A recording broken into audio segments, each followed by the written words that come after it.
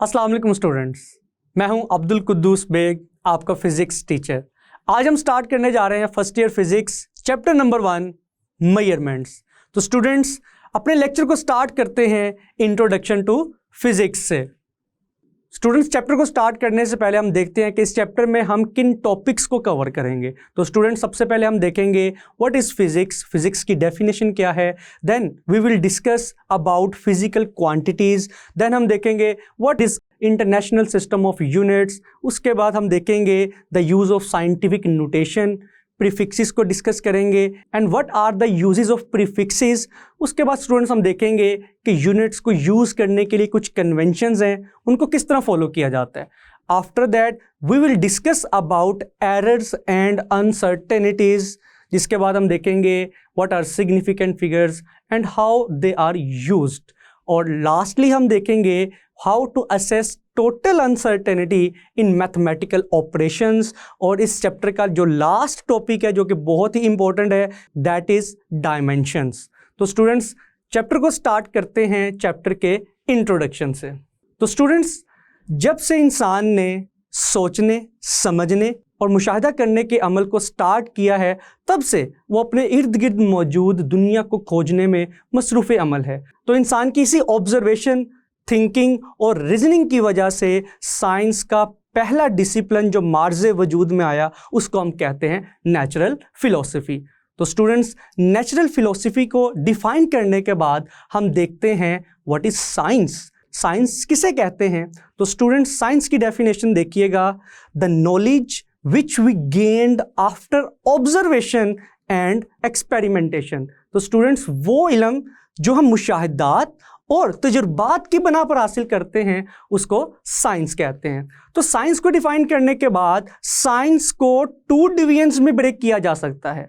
First one is biological sciences and second one is physical sciences. जैसा कि students नाम से जाहिर हो रहा है कि कायनात में सिर्फ 2 किस्म की चीज़ें मौजूद हैं, या तो वो जानदार हैं या फिर वो बेजान है। तो स्टूडेंट्स जानदार चीज़ों की जो स्टडी है वो किस कैटेगरी में फॉल करती है? Biological sciences. तो बायोलॉजिकल साइंसेस को हम डिफाइन करेंगे, it deals with the study of living things. इसके बरक्स अगर हम फिजिकल साइंसेस की बात करें तो physical sciences is the branch of science which deals with the study of non living things. Students biological और फिजिकल साइंसेस को डिफाइन करने के बाद तो अब हम इस चैप्टर के फर्स्ट आर्टिकल की तरफ चलते हैं, जो कि है इंट्रोडक्शन टू फिजिक्स। तो स्टूडेंट्स फिजिक्स को डिफाइन करने से पहले इसी आर्टिकल में फर्स्ट पैराग्राफ जो दिया गया है, इट इज़ वेरी इंपॉर्टेंट। इस पैराग्राफ में से बोर्ड में शॉर्ट क्वेश्चन भी पूछा गया है।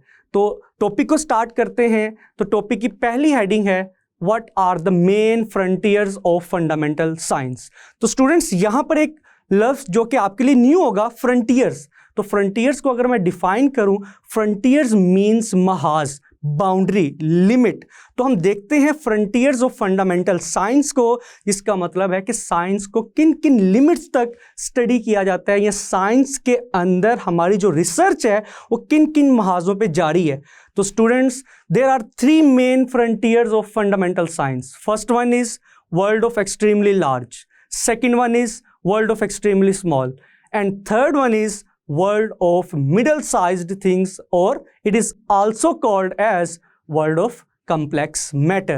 तो students one by one in तीनों फ्रंटियर्स को हम एक्सप्लेन करते हैं with the help of this example. तो स्टूडेंट्स आप देख सकते हैं हमारे सामने ये कोई रेत का ढेर नहीं, बल्कि ये है हमारी ऑब्जर्वेबल यूनिवर्स। इसमें नज़र आने वाले हर जर्रे में आपको बेशुमार गैलेक्सीज नज़र आएंगी, और इन्हीं गैलेक्सीज में से किसी एक गैलेक्सी में आपको बिलियंस ऑफ स्टार्स नज़र आएंगे। इन्हीं गैलेक्सीज में से एक गैलेक्सी हमारी अपनी मिल्की वे गैलेक्सी भी है, और उसके अंदर जब हम देखेंगे तो वहाँ पर भी हमें बहुत सारे स्टार्स नज़र आएंगे, और उन सारे स्टार्स में से एक हमारा अपना सूरज है, जिसके अराउंड आपको बहुत से प्लैनेट्स रिवॉल्व करते हुए दिखाई देंगे, जिनमें से एक प्लैनेट हमारा अपना घर यानी कि अर्थ है। अभी तक हमने जितने भी लार्ज साइज ऑब्जेक्ट्स को डिस्कस किया, फिजिक्स में कुछ लोगों का काम सिर्फ इन्हीं के बारे में रिसर्च करना है, यानी ये फिजिक्स का पहला महाज यानी फर्स्ट फ्रंटियर ऑफ फिजिक्स है। वैसे तो ज़मीन पे बहुत से ऑब्जेक्ट्स मौजूद हैं, लेकिन हम फोकस करते हैं एक फुटबॉल पे। अगर मैं ये जानना चाहता हूँ कि ये फुटबॉल किन पार्टिकल से मिलकर बना हुआ है, तो मुझे इसको मैग्नीफाई करना पड़ेगा। तो मैग्नीफाई करने से हम देखेंगे there are huge number of molecules. तो स्टूडेंट्स, मॉलिक्यूल्स तक बात खत्म नहीं होती। अगर इसको हम मजीद मैग्नीफाई करें तो हम देखेंगे कि मॉलिक्यूल्स फर्दर एटम से मिलकर बने हुए हैं। तो स्टूडेंट्स, अगेन बात यहाँ तक ख़त्म नहीं होती। अगर हम एटम्स को मज़ीद मैग्नीफाई करें तो मैग्नीफाई करने से हमें मालूम होगा कि एटम्स के अंदर इलेक्ट्रॉन्स न्यूक्लियस के अराउंड रिवॉल्व कर रहे हैं। और अगर न्यूक्लियस को मैग्नीफाई करें तो हमें मालूम होगा कि न्यूक्लियस के अंदर प्रोटॉन्स और न्यूट्रॉन्स हैं।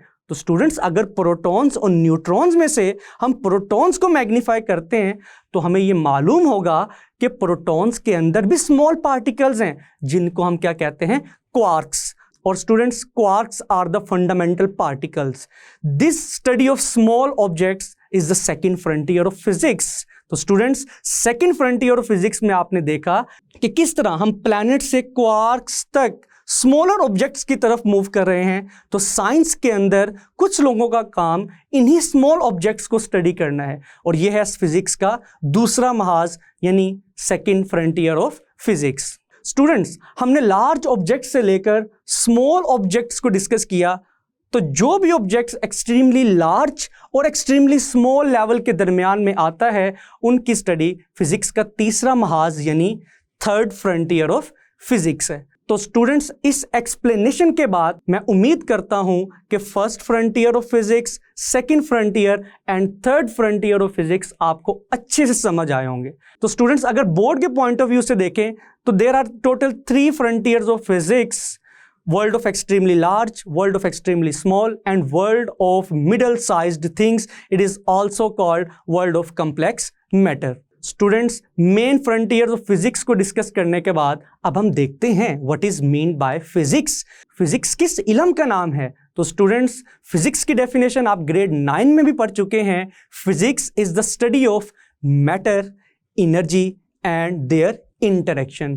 तो स्टूडेंट्स, अगर थोड़ा सा हम यूनिवर्स को एनालाइज करें तो आप देखेंगे कि कायनात के अंदर सिर्फ 2 किस्म की चीजें मौजूद हैं, या तो वो मैटर है या फिर वो एनर्जी है। लेकिन यहां पर जो तीसरा लफ्ज है वो बहुत ही इंपॉर्टेंट है, that is the interaction between matter and energy. तो स्टूडेंट्स, इंटरैक्शन का मतलब है matter can be converted into energy and energy can be converted into matter. तो स्टूडेंट्स, फिजिक्स को अगर हम अगेन डिफाइन करें, physics is the study of matter, energy and their interaction. तो स्टूडेंट्स, अगर interaction of matter and energy की example दी जाए तो अगर फॉर एग्जांपल आपके पास कुछ वुड्स हैं, कुछ लकड़ियां हैं, अगर हम उनको आग लगा दें, अगर हम उनको बर्न करना चाहें, तो आप देख सकते हैं वुड जो कि मैटर हैं, जब हम उनको बर्न करेंगे these woods are converted into energy. लेकिन एनर्जी को हम मैटर में भी कन्वर्ट कर सकते हैं, इसलिए अभी हम इस लेवल पे इसको डिस्कस नहीं करेंगे। लेकिन अगर आप एग्जाम्पल कंसीडर करना चाहते हैं तो स्टूडेंट्स, आपको मालूम है कि लाइट फोटॉन्स पे एग्जिस्ट करती है और फोटॉन की स्पीड ऑफ मोशन 3 × 10⁸ मीटर पर सेकेंड है। लेकिन अगर किसी तरह उन फास्ट मूविंग फोटॉन्स की स्पीड स्लो डाउन कर दी जाए तो these photons are converted into matter. तो स्टूडेंट्स, फिजिक्स को डिफाइन करने के बाद अब अगर हम फिजिक्स की ब्रांचेस को डिस्कस करें तो आप देख सकते हैं कि अभी हम जिन ब्रांचेस को डिस्कस करेंगे इनमें से कुछ ब्रांचेस आप प्रीवियस ग्रेड्स में स्टडी कर चुके हैं, लेकिन कुछ ब्रांचेस आपके लिए बिल्कुल न्यू हैं। तो सबसे पहले स्टूडेंट्स, हम उन ब्रांचेस को डिस्कस करते हैं जो आप प्रीवियस ग्रेड्स में डिस्कस कर चुके हैं। तो सबसे पहले बात की जाए मैकेनिक्स की। तो स्टूडेंट्स, मैकेनिक्स का जो वर्ड है it is derived from motion. तो mechanics is the branch of physics in which we study about motion of objects, its causes and effects. After that heat and thermodynamics. Students, जैसा कि आपको मालूम है, heat is the form of energy and thermodynamics means that how heat is transmitted from one place to another। तो students, इस branch में ना सिर्फ हम हीट को डिस्कस करेंगे बल्कि हम modes of transfer of heat को डिस्कस करते हैं। अगर इलेक्ट्रोमैग्नेटिज्म की बात की जाए, electromagnetism is the branch of physics which deals with the study of electric current and its relationship with magnetism. Optics is the study of light, optical instruments, their uses and applications. Students, अगर sound की बात की जाए, sound is also a form of energy, but this sound means that branch of physics in which we study about the production of sound, their properties and effects. तो students, अगर atomic physics की बात की जाए, जैसा कि word atomic से जाहिर है, atomic physics is the branch of physics in which we study about atoms and their properties and their structure. Nuclear physics की बात की जाए students, nuclear physics is the study of atomic nuclei and the particles within the nuclei. तो students, आपको मालूम है nucleus के अंदर कौन से पार्टिकल्स एग्जिस्ट करते हैं? Proton and neutron. तो स्टूडेंट्स, प्लाज्मा फिजिक्स की बात की जाए, प्लाज्मा जैसा कि आपको मालूम है, there are total 4 states of matter: solid, liquid, gas and plasma.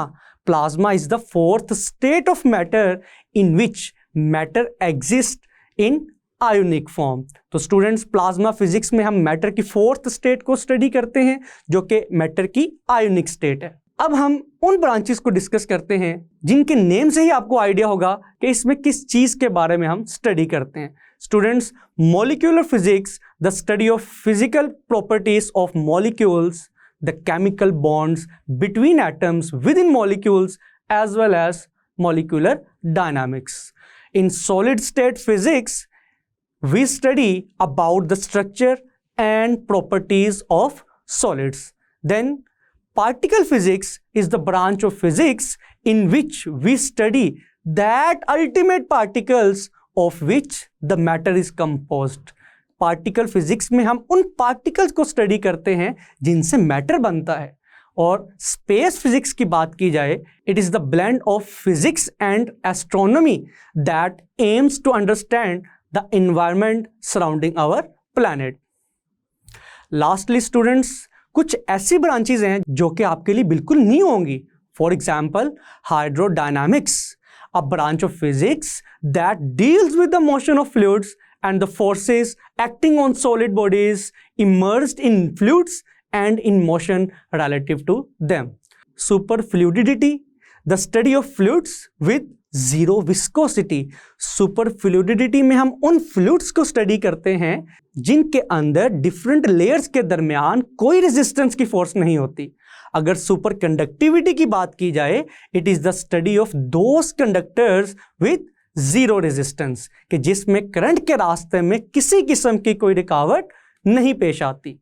और स्टूडेंट्स, अगर हम क्वांटम फिजिक्स की बात करें, it is the study of motion of particles such as electrons, protons.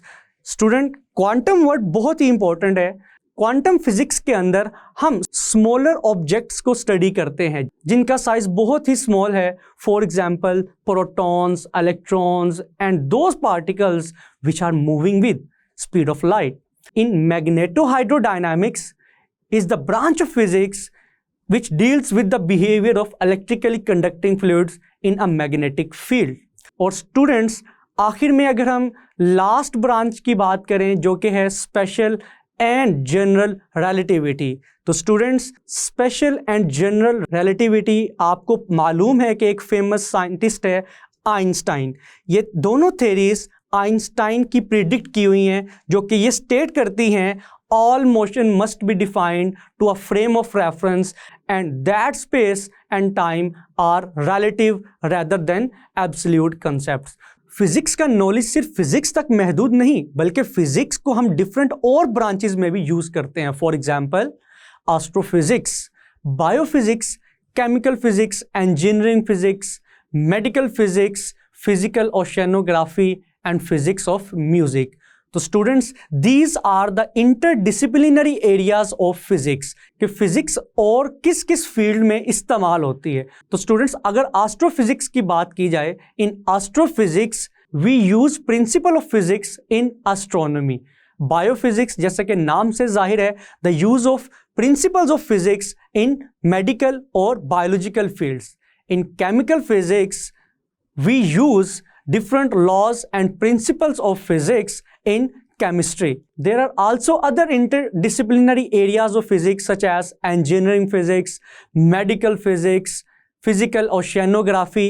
अगर फिजिकल ओशियानोग्राफी की बात की जाए तो students in this branch we discuss about physical conditions and processes which are occurring within the oceans. And lastly, there is another interdisciplinary area of physics which is physics of music.